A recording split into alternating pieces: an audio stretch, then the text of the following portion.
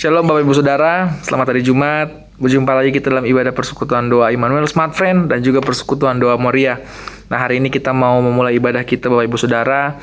Mari kita siapkan hati dan pikiran kita supaya kita bisa merasakan hadirat Tuhan yang akan diturunkan dari surga untuk menjamah kita. Dan percayalah, setiap firman Tuhan yang nanti juga akan kita dengar menjadi kekuatan, menjadi penerang di dalam setiap jalan-jalan kehidupan kita Bapak Ibu Saudara. Oleh sebab itu, saya mengundang untuk kita boleh masuk ke dalam saat teduh kita, bersyukur untuk setiap kebaikan-kebaikan yang Tuhan nyatakan dalam kehidupan kita Bapak Ibu Saudara. Percayalah, kalau bukan karena Tuhan menolong kita nggak akan ada sampai hari ini Bapak Ibu Saudara. Di masa-masa yang sulit ini, percaya kepada Tuhan untuk menjadi kekuatan sehingga kita mampu bertahan. Kita akan mendengarkan kebenaran firman Tuhan Bapak Ibu Saudara. Tapi saya rindu untuk kita boleh mengangkat sebuah pujian yang berkata bahwa sungguh besar setiamu Tuhan yang Kau nyatakan dalam kehidupan kami. Dan kami akan tetap percaya setiap janji-janjimu itu akan terjadi, itu akan Kau tepati Tuhan, untuk masa depan kami, untuk kehidupan kami. Mari kita mau angkat pujian ini Bapak Ibu Saudara dengan iman dan kesungguhan hati kita mau katakan. Sungguh besar setiamu, Kau nyatakan bagiku. Kau Bapa yang selalu mengerti isi hatiku. Kemuliaan Kau janjikan, aku tetap percaya. Ku percaya janjimu ajaib, terukir dalam kehidupanku. Ku berserah di dalam kekuatanmu. Ku percaya.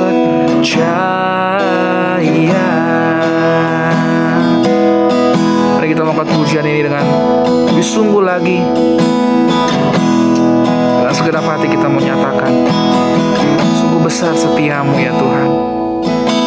Sungguh besar setiamu, Kau nyatakan bagiku. Kau Bapa yang selalu mengerti isi hatiku. Kemuliaan Kau janjikan,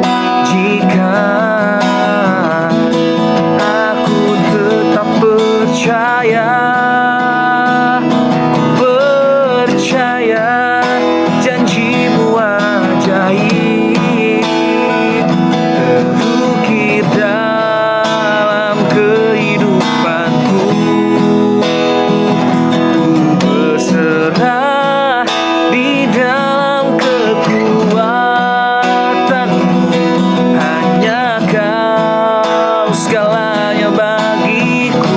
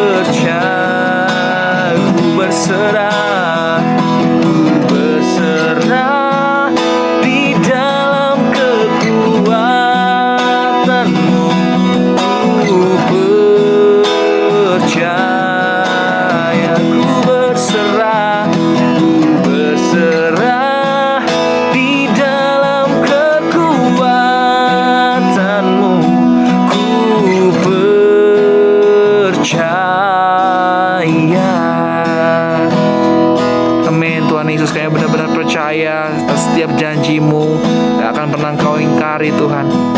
Dan pertolongan-Mu, perlindungan-Mu gak akan pernah Tuhan Yesus terlambat untuk kami. Siang hari ini Tuhan, kami rindu mendengar suara-Mu Bapa. Berbicaralah Tuhan, biar firman ini menjadi kekuatan, jadi jawaban dari setiap persoalan kami Tuhan. Pakai hamba-Mu Bapa, agar setiap yang keluar dari perkataannya itu sesuai dengan hati-Mu Bapa, itu berasal dari kerinduan-Mu Tuhan Yesus. Layakan kami, kuduskan kami, menerima benih firman-Mu yang suci ini Tuhan. Di dalam nama Tuhan Yesus kami sambut firman-Mu. Haleluya, amin. Shalom. Persekutuan doa Moria Sinar Mas dan persekutuan doa Immanuel Smart Friend, tibalah saatnya kita mendengarkan firman Tuhan. Mari kita bersatu dalam doa. Bapa kami di surga, tibalah saatnya kami mendengarkan firman Tuhan. Pendekatan kami kepada kebenaran firman Tuhan bukan supaya keinginan kami Kau kabulkan, bukan Tuhan. Melainkan supaya kami menambah tingkat pengenalan akan Tuhan oleh karena anugerah-Mu, sekaligus kami mengerti kehendak-Mu. Sehingga melalui pertolongan Roh Kudus, kami Kau dapatkan hidup sesuai dengan kehendak-Mu. Dalam kebenaran yang mendasar inilah, berbicara Engkau dengan lembut secara sederhana. Bawa kami kepada maksud-maksud-Mu. Roh Kudus otoritaslah. Keterbatasan kami tidak jadi penghalang untuk kami mengerti kebenaran firman Tuhan oleh karena kuasa Roh Kudus. Berbicaralah Tuhan, sebab dalam nama Yesus kami siap diubahkan. Haleluya. Amin. Tema kita hari ini, jangan gagal fokus. Ulangi, jangan gagal fokus. Kita buka Alkitab kita. Matius 14 ayat 22 sampai ayat 33.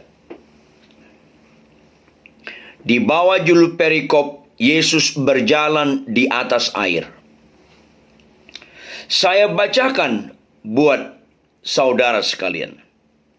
Sesudah itu, Yesus segera memerintahkan murid-muridnya naik ke perahu dan mendahulunya ke seberang.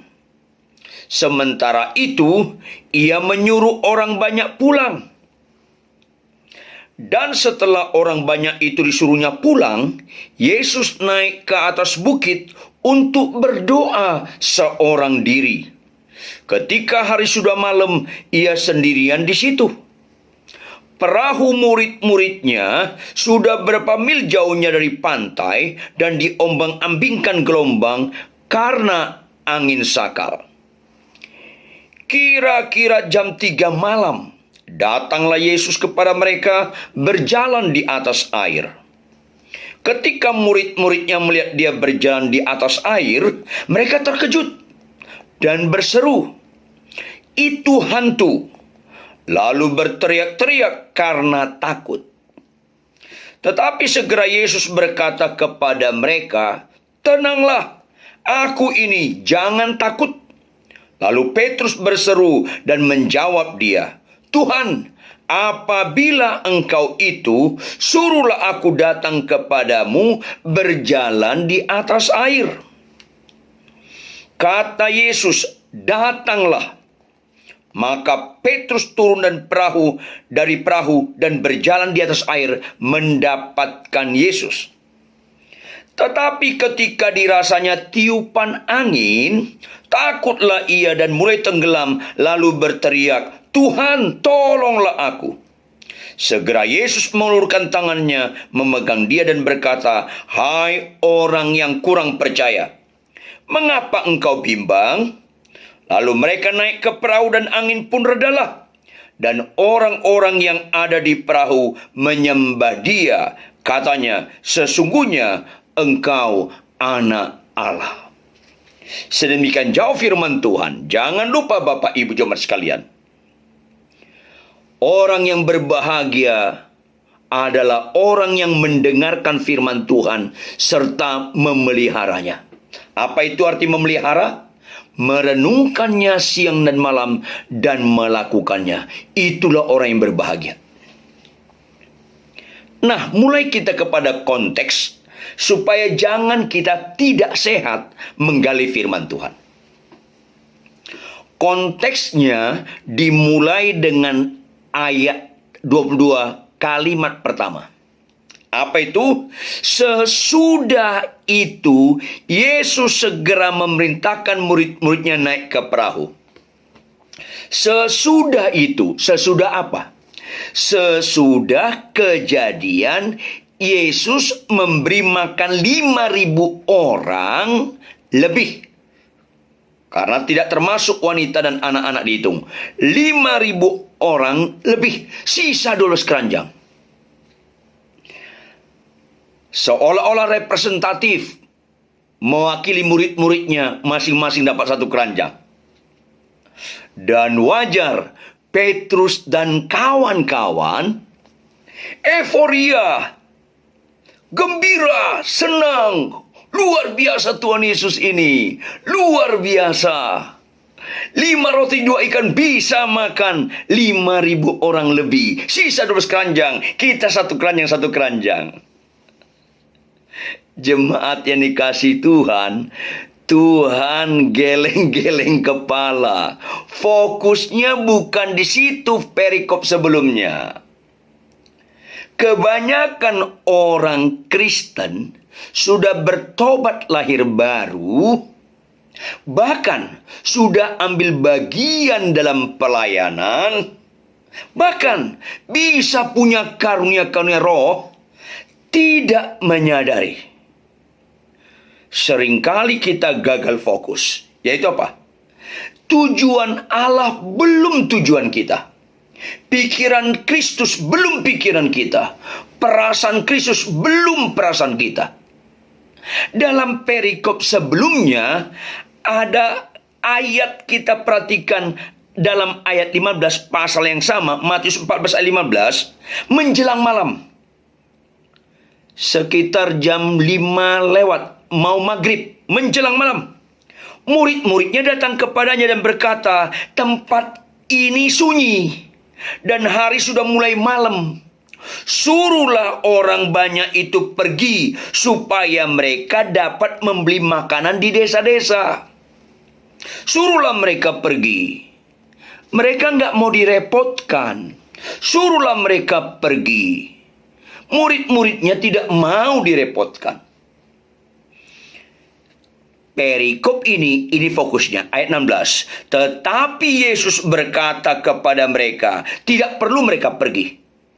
Kamu harus memberi mereka makan. Kamu harus memberi mereka makan. Saudara, ketika kita mengalami masalah, fokus itu bukan masalah. Bukan, gagal fokus.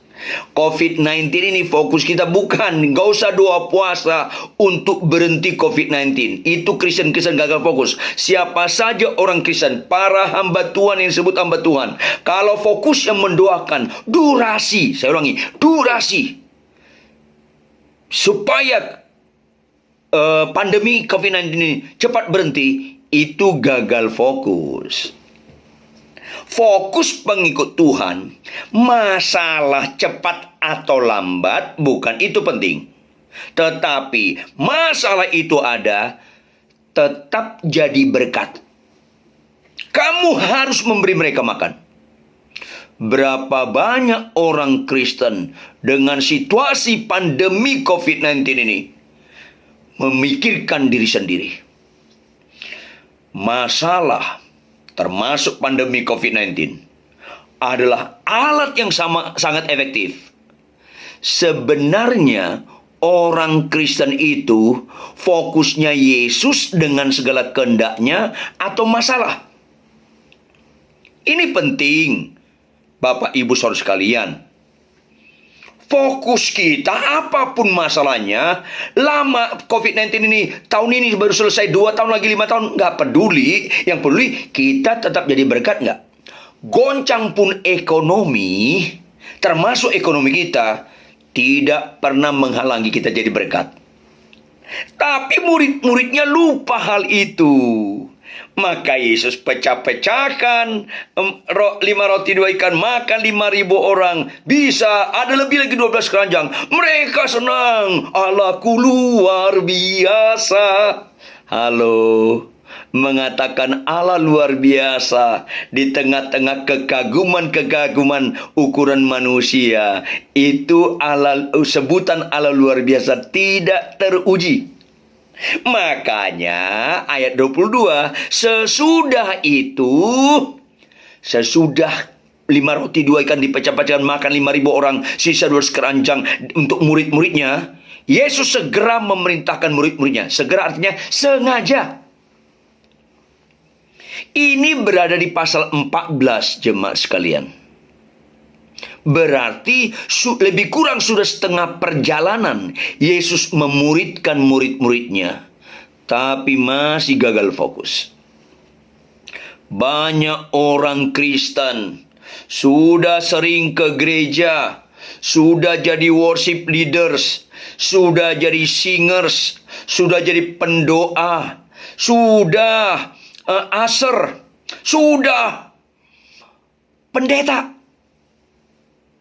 Tapi lebih panik terlambat pesawat daripada terlambat ibadah. Sedih. Rata-rata orang Kristen kemasannya berubah, dalamnya nggak berubah. Rata-rata orang Kristen termasuk aktivis gereja, para pelayan, entah dia juga sekaligus pendeta pembantu, pendeta muda, atau pendeta penuh, sulit sekali terlambat ke bandara. Tapi gampang sekali terlambat ke gereja. Itu kan gagal fokus. Banyak bapak-bapak kasar sama istrinya, tapi lembut sekali sama istri orang. Harap tersinggung ya, harap tersinggung. Siapa suruh undang saya khotbah? Ia gagal fokus. Maka Tuhan Yesus mau meluruskan. Kau ikut aku itu bukan ukuran-ukuran makan dan minum. Bukan bicara materi, bukan bicara itu. Tapi perubahan karakter, tetap taat dan setia. Tetap fokus Tuhan dan menyenangkan Tuhan. Apapun masalahnya. Tapi berapa banyak orang Kristen seperti ini. Sesudah itu, Yesus segera memerintahkan murid-muridnya naik ke perahu. Dan mendahulinya ke seberang. Kan Yesus sama-sama murid-muridnya tadinya naik perahu. Murid-murid bisa berpikir, lah Yesus nanti naik apa? Tapi karena Yesus segera memerintahkan, ada ketegasan, mereka nggak berani protes. Sementara Yesus juga menyuruh orang banyak pulang. Kan udah makan, pulang. Ayat 23, perhatikan. Dan setelah orang banyak itu disuruhnya pulang, dan murid-muridnya pergi ke perahu, Yesus naik ke atas bukit untuk berdoa seorang diri. Kalau kita lihat konteks sebelumnya dan sesudahnya, doanya kira-kira, perbaikilah fokus murid-muridku, ya Bapa di surga. Perbaikilah fokus dalam mengikuti kebenaran, mengikuti Yesus Kristus sebagai Tuhan dan Juru Selamat bagi Petrus dan kawan-kawan. Dia sengaja berdoa seorang diri. Lihat ayat kalimat berikutnya ayat 23. Ketika hari sudah malam artinya sudah jam 7, ia sendirian di situ. Perahu murid-muridnya sudah beberapa mil jauhnya dari pantai. Beberapa mil.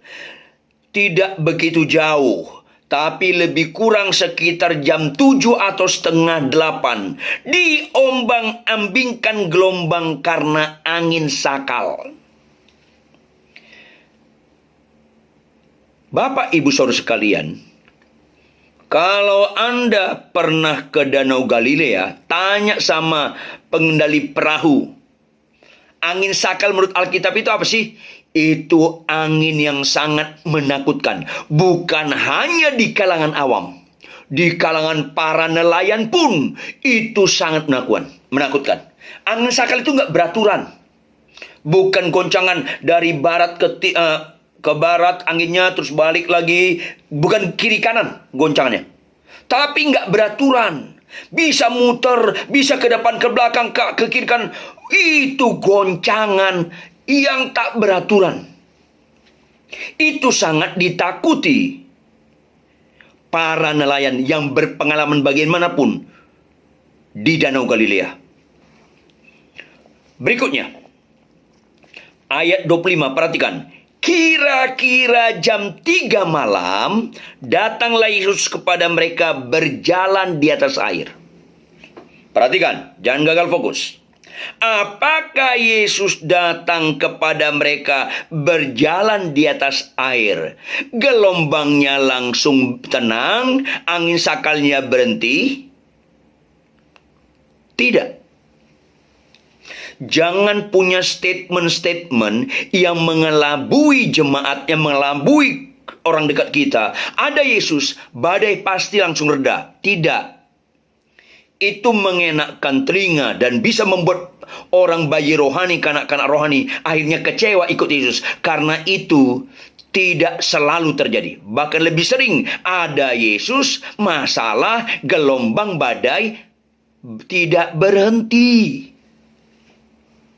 Kalau Anda tenang, ada Yesus, masalah tenang, itu mah biasa. Biasa.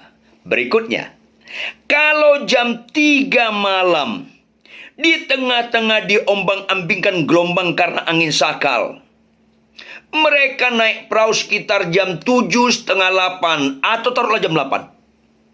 Berarti jam 7, jam setengah 8 atau jam 8 malam, mereka diombang-ambingkan gelombang karena angin sakal sampai jam 3 dini hari. Berapa jam mereka diombang-ambingkan? Bisa Anda menghitung? Minimal 7 jam. 7 jam. Jam 8 malam sampai jam 12, 4 jam. Jam 12 malam sampai jam 3 dini hari, 3 jam. Minimal 7 jam. 7 jam. Anda bayangkan apa yang terjadi? Halo. Jangankan 7 jam. 1 jam saja bisa membuat mereka pusing. 2 jam bisa mereka muntah-muntah. 3 jam, 8 jam, lemes mereka itu. Seolah-olah Tuhan bilang, muntahkan makanan tadi. Yang kau nikmati makanan tadi, muntahkan. Karena fokusnya bukan soal makan minum, tetapi soal kebenaran dan damai sejahtera, sukacita oleh Roh Kudus. Itu Roma 14. Jelas sekali. Tapi banyak orang ikut Tuhan soal sakit sembuh. Bukan soal sakit sembuh ikut Tuhan itu. Ikut Tuhan yang miskin jadi kaya. Bukan soal itu. Ikut Tuhan, berubah karakter kita seperti Yesus. Itu ciri utama Kristen. Bukan hal-hal lahiriah, bukan yang sifatnya sementara. Jam 3 malam datanglah Yesus kepada mereka berjalan di atas air. Kemungkinan mereka sudah lemas, pusing, nanar sekali. Nah, ketika Yesus dilihat mereka berjalan di atas air, mereka terkejut dan berseru, "Itu hantu." Itulah kalau orang terganggu oleh masalah, melihat Tuhan jadi hantu. Jangan-jangan hantu jadi Tuhan. Dulu sebelum saya sekolah teologi jadi hamba Tuhan, saya dulu pengajar musik. Saya latar belakang dosen musik. Saya bilang sama pengarang-pengarang lagu zaman dulu, kalau kalian mengarang lagu, ada syairnya dalam bahasa Indonesia, perhatikan setiap kalimat atau setiap kata lebih dahulu. Kata, mana penekanannya? Kalau Tuhan, penekannya di Tuhan, Tuhan, Tuhan. Kalau lagunya 4/4, ketukan paling keras di ketukan pertama. Yang kedua keras ketukan ketiga. Yang pelan ketukan kedua dan keempat. Jadi kalau kalian mengarang lagu, pakai ada syair kata Tuhan, kata tunya harus di ketukan pertama. Atau yang paling boleh lagi ketukan ketiga. Tuhan, Tuhan, Tuhan. Tapi kalau ketukan tunya di ketukan kedua, hanya ketukan ketiga, atau tunya ketukan keempat, hanya ketukan pertama, jadi bisa salah mengerti. Contoh, Tuhan, Tuhan, Tuhan, Tuhan. Jadi dengar orang kayak hantu-hantu. Masalah penekanan. Demikian juga dalam kekristenan. Kalau penekanan kita fokus Tuhan, maka Tuhan kita lihat sebagai Tuhan. Tapi kalau fokus di luar Tuhan, Tuhan pun kita anggap hantu. Satu kali ada bapak-bapak merokok. Udah berulang-ulang ditegur istrinya, "Papi, jangan merokok lah. Itu nggak sehat. Masa berkat Tuhan kita pakai untuk merusak tubuh ini?" Sebagai baik Roh Kudus, suaminya marah. Setan lo, diem lo. Dianggapnya istrinya yang diutus Tuhan menegur dia tentang yang tidak baik. Dia bilang istrinya, "Setan lo, kuntilanak lo. Diem lo." Ini susah kalau fokusnya hal-hal di luar Tuhan. Hal dunia, hal kedagingan. Apalagi hal dosa. Repot. Tetapi ketika bapak ini nggak ada duit, nggak bisa beli rokok, dia rasanya linglung, nggak tahu apa yang harus dikerjakan. Di depan rumahnya jalan-jalan, temannya ketemu. Kenapa lo? Kok muka lo kayaknya nggak tanpa pengharapan? Iya nih. Sorry, gue lagi nggak ada duit, nggak ada rokok, pusing gue. Oh, lu nggak punya rokok? Nih. Temennya kasih rokok 1 bungkus. Apa dia bilang? "Puji Tuhan, Tuhan itu baik sekali."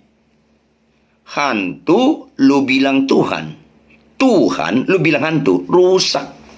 Inilah orang Kristen rajin ke gereja. Kalau fokusnya masalah, akhirnya bisa-bisa salah kita melihat siapa Tuhan itu, siapa hantu ini. Ini repot. Mereka lihat Yesus dianggap hantu, lalu berteriak-teriak karena takut. Saudara yang kekasih, kalau Anda panik, ketakutan, rasanya goncang iman Anda gara-gara COVID-19, itu mengkonfirmasi ulang, nggak jelas kita ikut Tuhan. Apalagi karena COVID-19, Anda akhirnya bekerja di rumah, akhirnya sering konflik sama istri, nggak betah di rumah gara-gara itu. Itu menunjukkan nggak jelas rohani kita. Di tengah badai, tengah kesulitan, tetap kita bersukacita, tetap kita memuji Tuhan, taat dan menyembah Dia. Itu ukuran rohani. Bukan disakit sembuh, bukan keinginan kita dikabulkan, bukan. Jangan gagal fokus. Maka ayat 27, tetapi segera Yesus berkata kepada mereka. Iya. 27. Tetapi segera Yesus berkata kepada mereka, "Tenanglah, aku ini, jangan takut." Maka Yesus menyikapi apa yang mereka ucapkan, mengidentifikasikan Yesus dengan salah hantu. Dengan tegas Yesus berkata, "Tenanglah, aku ini, jangan takut." Pakai tanda seru. Tenanglah, aku ini, jangan takut. Tolong perhatikan. Kata tenanglah dialamatkan Tuhan pada badai, kepada gelombang, atau pada pribadi mereka. Jangan gagal fokus. Pada siapa? Ya, pribadi mereka, bukan pada gelombang. Sampai saat ayat itu, gelombang belum berhenti. Badai belum berhenti. Kalau Anda teliti, badai dan angin itu reda pada ayat 32. Karena badai dan gelombang dan masalah, keinginan iblis kita jatuh, gagal fokus. Tapi keinginan Tuhan melalui badai, kita bisa melihat diri kita. Kita sebenarnya ikut Yesus, fokus ke Yesus, fokus pada berkatnya, bukan si pemberi berkat, atau fokus kepada masalah. Kalau fokus pada masalah, kalau fokus pada berkat, rusak kekristenan kita. Banyak orang mencintai berkat, tidak mencintai si pemberi berkat. Ini bahaya sekali. Makanya Paulus berkata kepada jemaat Roma, jangan serupa dengan dunia ini.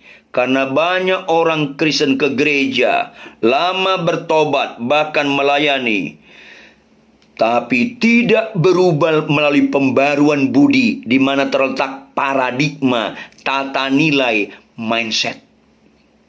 Sehingga banyak orang Kristen, cara ibadahnya berubah, penyembahannya berubah, tapi kelakuannya berubah. Saya pernah jadi pimpinan sinode. Saya pernah dosen teologi. Saya bilang sama teman-teman pendeta. Saya bilang sama teman-teman pengajar. Dan juga kepada jemaat saya bilang, kalau mau lihat rohani saya, jangan lihat waktu saya menyembah. Jangan. Orang pemarah, kalau sedang menyembah, mukanya rohani semua. Kalau Anda mau lihat rohani saya, jangan waktu saya berdoa atau lagi khotbah. Jangan. Jangan lihat rohani orang ketika sekedar kegiatan-kegiatan rohani. Jangan.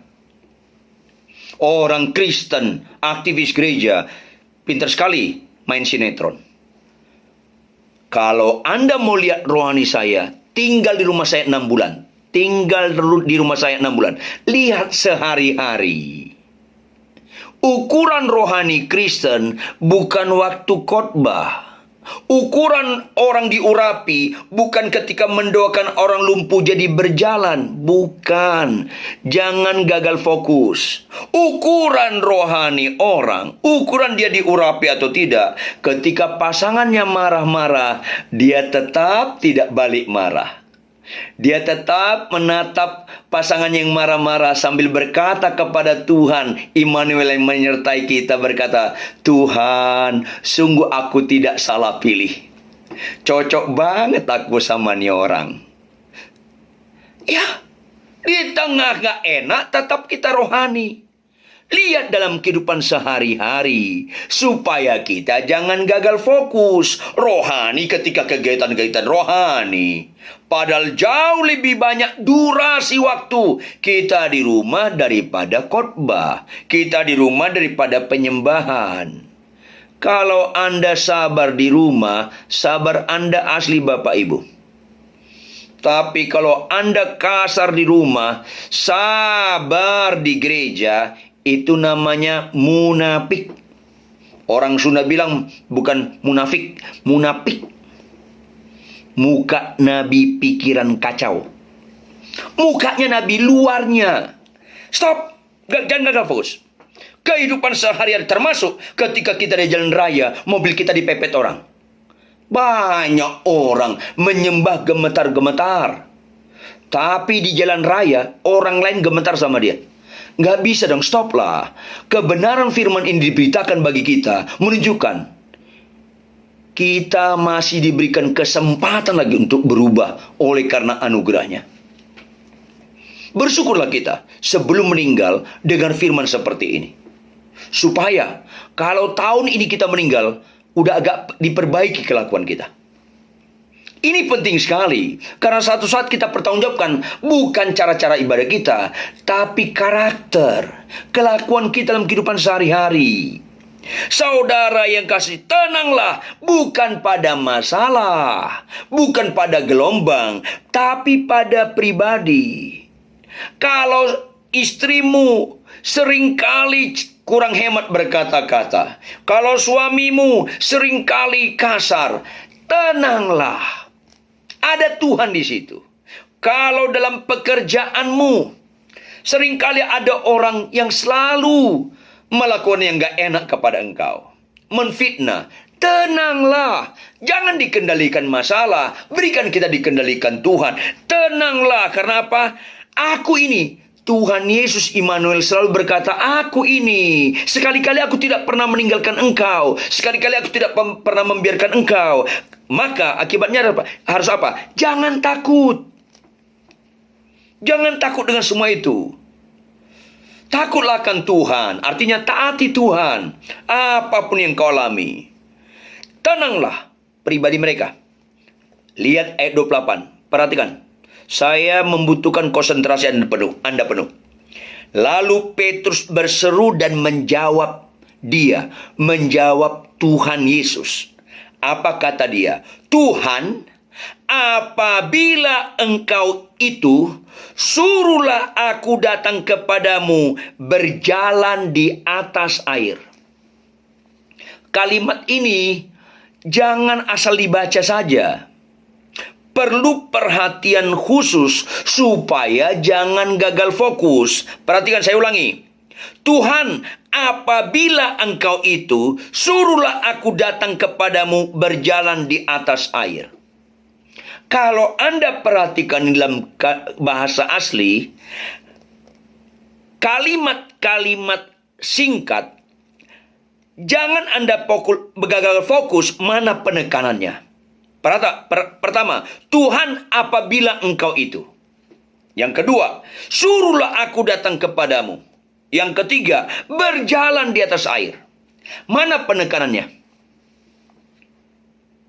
Penekanannya, suruhlah aku datang kepadamu. Bukan Tuhan, apabila engkau. Karena masih apabila. Masih ada unsur spekulatif. Ada unsur gambling. Apabila itu engkau. Penekanannya, suruhlah aku datang kepadamu. Bukan berjalan di atas air. Penekanan bukan berjalan di atas air. Makanya perikop Alkitab, Anda lihat. Anda mau khotbah kepada siapa? Kalau kita khotbah KKR untuk kalangan orang gak percaya, yang mata rohaninya masih mati, buta, khotbahkan mujizat-mujizat.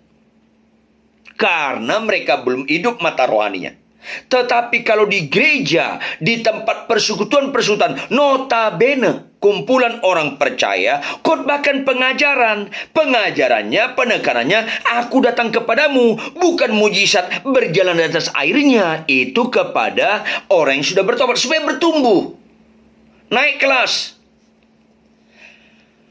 Suruhlah aku datang kepadamu, itu penekanan. Maka lihat respon Yesus ayat 29. Kata Yesus, datanglah. Karena penekanannya, suruhlah aku datang kepadamu. Datanglah.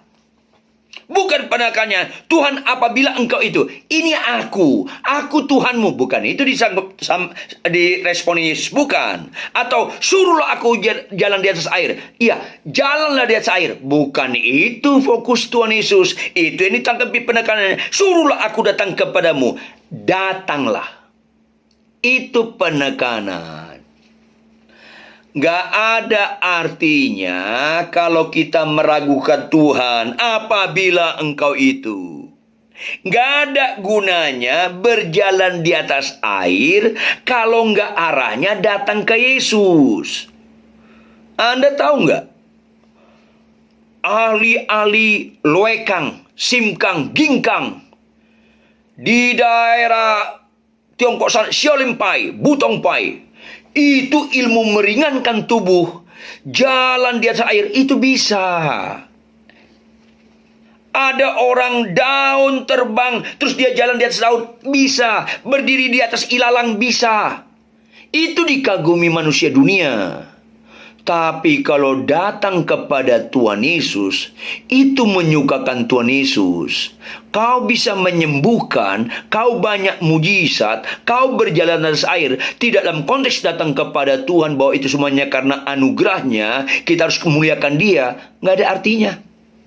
Makanya pada zaman akhir banyak orang teriak, Tuhan, Tuhan, Tuhan, kami banyak bernubuat demi namamu, kami banyak mengusir setan, kami banyak melakukan mujizat. Semuanya dalam bentuk kata-kata kerja terjadi. Tapi Tuhan gak ragu berkata, aku gak kenal engkau, hanya pembuat kejahatan. Bukan fokusnya sembuh yang terutama. Tapi datang kepada Tuhan gak? Itu yang ukurannya. Mujizat Kristen itu datang kepada Tuhan. What next? Datang kepada Tuhan gak? 10 orang sakit kusta, semuanya sembuh. Satu yang datang kepada Tuhan. Penekanannya, datanglah. Ini seringkali orang tidak mau mengkritisi firman Tuhan dengan benar, yang sentrisnya Yesus. Sehingga sakit sembuh tidak mengagumkan Yesus. Bertobat dan datang ke Tuhan Yesus, itu yang membuat Tuhan Yesus senang. Jika satu orang saja bertobat, sisi surga bersorak-sorai. Fokus Kristen bukan sakit sembuh. Puji Tuhan sakitmu sembuh. Tapi berikutnya kau datang sama Yesus, atau hanya fokus kepada kesembuhan. Haleluya, aku sembuh. Terus kelakuan gak berubah. Nggak disiplin baca Alkitab tiap hari. Pasangan marah, kita balik marah. Kapan kau datang ke Tuhan Yesus? Ini bahaya. Maka penekanannya, datanglah. Jangan gagal fokus. Penekanannya bukan berjalan atas air. Fokusnya bukan di situ. Fokusnya datang kepada Yesus. Ini penting sekali. Pernikahan Anda harus dalam datang kepada Yesus. Artinya kalau sudah datang, harus dalam kontrol Tuhan Yesus. Bukan dikontrol oleh emosi. Bukan dikontrol oleh kesalahan pasangan yang kita rekam terus menerus. Enggak. Jangan dikendalikan kesalahan pasangan, dosa pasangan yang dulu. Jangan. Kita dikendalikan Tuhan. Bukan dosa Tuhan kita. Yesus Tuhan kita. Datanglah. Lihat ayat 29 berikutnya, responnya apa? Maka Petrus turun dari perahu, perhatikan, dan berjalan di atas air mendapatkan Yesus. Kalau Anda teliti ini dengan bahasa aslinya, penekanannya mendapatkan Yesus, bukan berjalan di atas air. Kalau sekali lagi, kalau khotbah untuk orang kalangan gak percaya, silakan doakan itu, khotbahkan itu, berjalan di atas air. Tuhan sanggup mengatasi masalahmu, silakan. Supaya mereka ada jembatan, mereka datang kepada Tuhan Yesus. Tapi bagi orang bertobat harus bertumbuh, harus jadi murid. Jangan penekanannya berjalan atas airnya, tapi penekanannya mendapatkan Yesus. Fokusnya Yesus, bukan fokusnya mujizat. Bukan berjalan di atas airnya. Jujurlah Bapak Ibu Saudara kekasih. Kalau kita berjalan di atas air, orang Kristen kagum gak? Kagum kan? Tapi saya tanya balik, agama lain kagum gak? Kagum juga. Lebih dalam lagi. Kalau kita jalan di atas air, penjahat kagum gak? Penjahat pun kagum. Tapi kalau fokus kita Yesus, orang gak kagum. Makanya jangan serupa dengan dunia ini. Tapi Yesus disenangkan kalau fokus kita Yesus. Mendapatkan Yesus. Iblis gak suka kalau fokus kita Yesus, mendapatkan Yesus. Kalau kau jalan di atas air, sepanjang gak fokusnya Yesus gak apa-apa. Apalagi kau dipuji-puji, hebat lo, si Joni bisa jalan di atas air, hebat lo, si Lukas bisa jalan di atas air. Iblis tidak terganggu kau jalan di atas air. Iblis terganggu dan bisa dikalahkan kalau kita teosentris, fokusnya Yesus. Fokus kita bukan mujizat. Fokus kita bukan yang dikagumi orang. Fokus kita menyenangkan Tuhan. Fokus kita meninggikan Yesus, mendapatkan Yesus, supaya kita hidup seturut dengan kehendak-Nya. Ini penekanan. Maka kalau kita lihat di sini, maka respon Petrus turun dari perahu dan berjalan di atas air mendapatkan Yesus. Pertanyaan, sempat nggak Petrus jalan di atas air? Sepakat? Sempat. tapi sepanjang fokusnya Yesus. Maka, bagaimana yang dikehendaki iblis, roh jahat, bagaimana fokus kita tidak Yesus? Sakitmu sembuh, tapi fokus nggak Yesus, mana pernah mengganggu iblis? Nggak pernah. Kau khotbah berapi-api, fokusmu bukan Yesus, menyenangkan diri, membanggakan diri, mana pernah takut iblis? Nggak pernah takut iblis. Kau mendoakan orang sakit lumpuh berjalan, buta celik, fokusmu diri sendiri, supaya kau dipuji di permulaan. Selesai, nol, ketipu setan. Tapi kalau semua yang kita kerjakan, segala sesuatu dari Dia, kita follow up oleh Dia, dan kita kembalikan kepada Dia, bagi Dialah kemuliaan sampai selama-lamanya, itulah orang tidak gagal fokus. Ini penting sekali. Ayo kita berubah. Maka, kehendak iblis dan roh jahat, kalau kita tidak fokus Yesus, apa yang terjadi? Itu yang diinginkan oleh iblis. Khotbah, apapun yang kukerjakan, penyembahan, sampai setelah itu what next? Apa berikutnya? Fokusmu Yesus enggak? Ini yang dikehendaki iblis. Apa yang terjadi? Maka Petrus turun dari perahu dan berjalan di atas air mendapatkan Yesus. Tetapi, ayat 30, ketika dirasanya tiupan angin. Ketika dirasanya tiupan angin. Berikutnya, takutlah ia. Kenapa takut?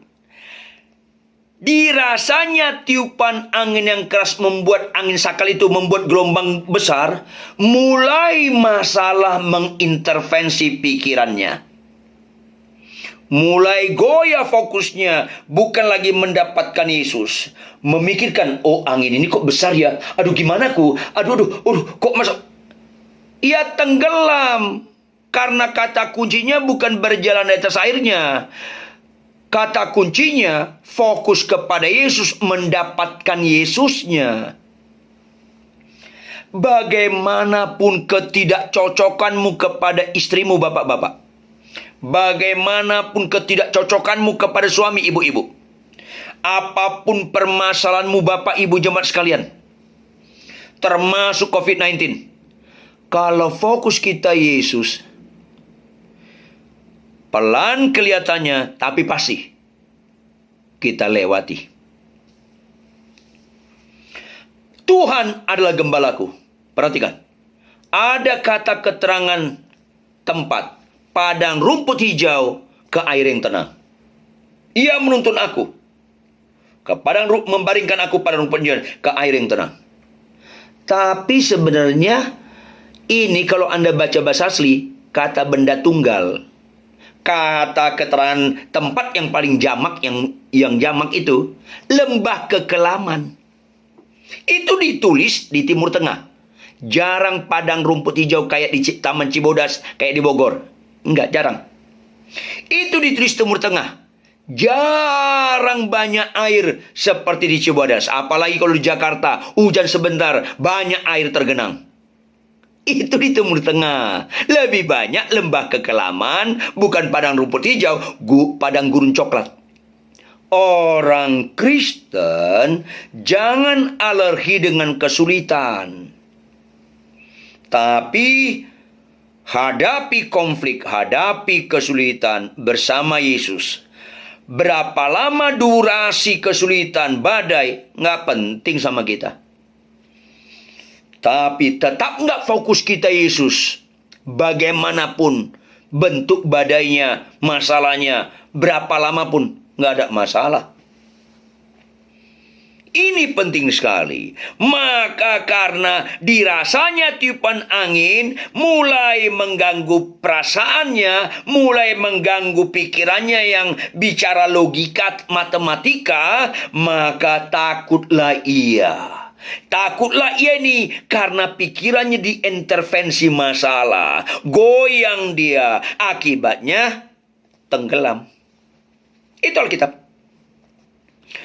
Dan mulai tenggelam lalu teriak. Bapak Ibu, konflik apapun dalam rumah tanggamu, kalau kau kecewa dengan perkawinanmu, itu menunjukkan kau tenggelam. Tenggelam.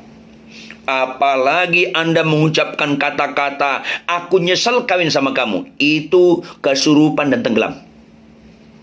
Apalagi kalau kata-kata, ayo kita cerai. Dan Anda cerai. Sempurna banget kesurupan Anda. Tenggelam itu. Tetapi, apapun badai rumah tanggamu, termasuk berapa lama pun pandemi COVID-19, kalau fokus kita Yesus, fokus kita bukan supaya itu cepat berhenti, tetapi Yesus, berapa lama pun COVID-19 ini, Tuhan Yesus, biarpun istriku cerewet sampai aku mati, tolong aku tetap menyenangkan hatimu.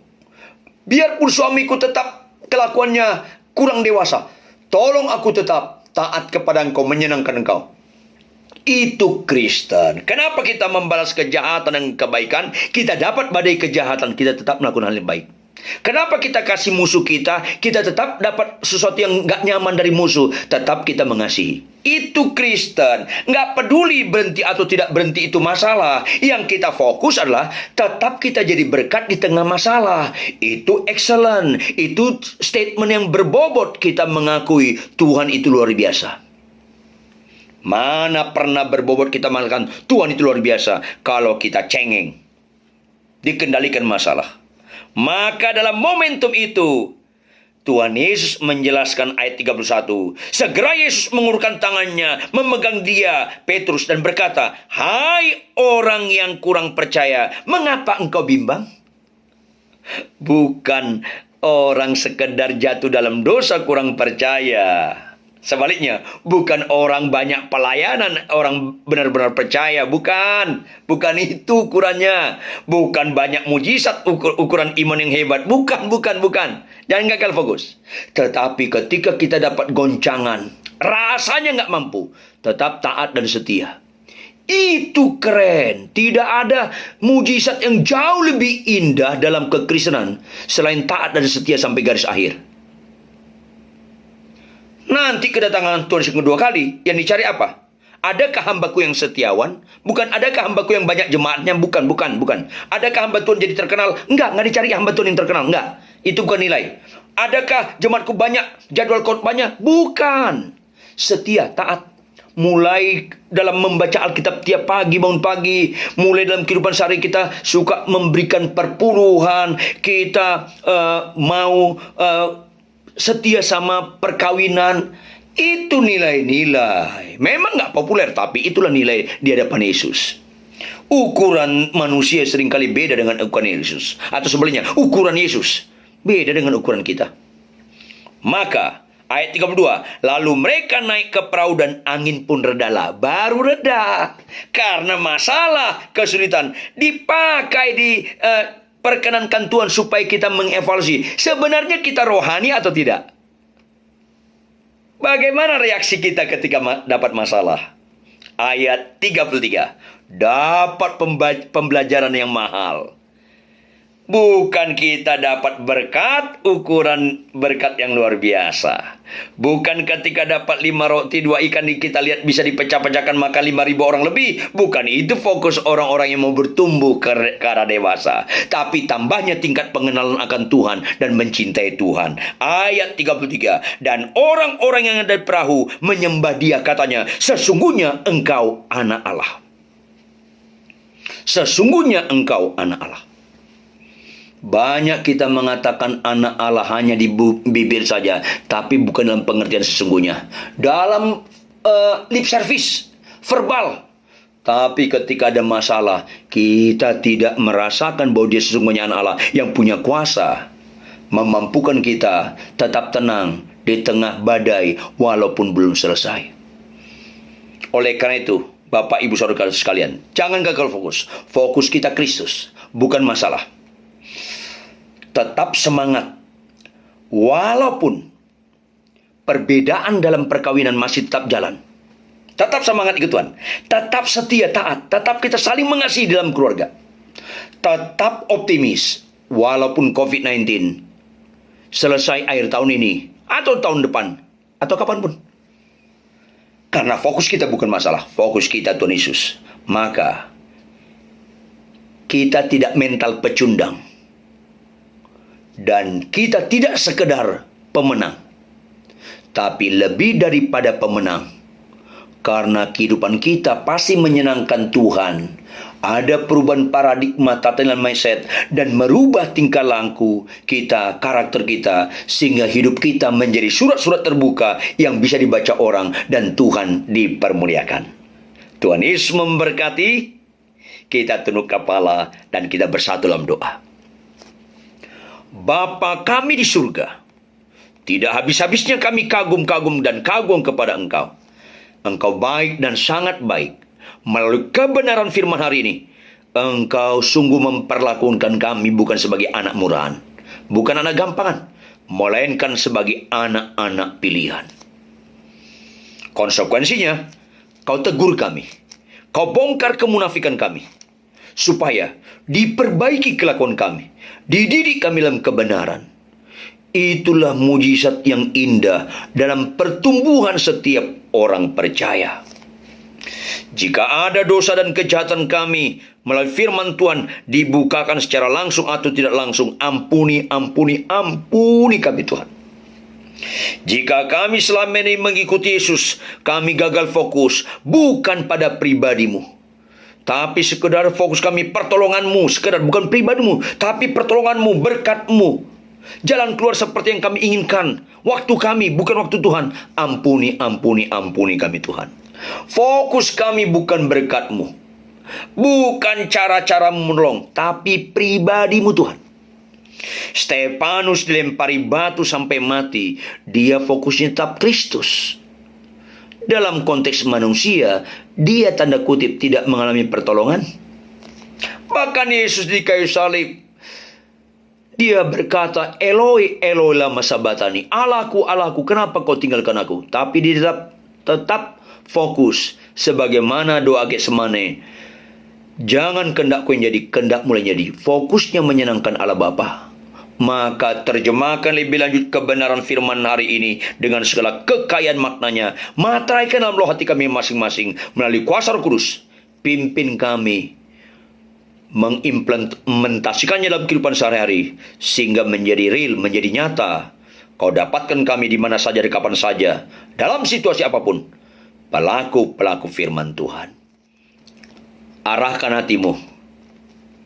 Terimalah berkat kasih Allah Bapa yang kekal, yang tidak pernah berubah, anugerah serta damai sejahtera dari Yesus Kristus Tuhan, persekutuan, pertolongan, penyertaan dari Roh Kudus, berkat Allah Tritunggal memberkati saudara sekalian mulai hari ini sampai Maranatha, bahkan sampai selama-lamanya. Semua yang percaya dan diberkati bersama-sama katakan amin.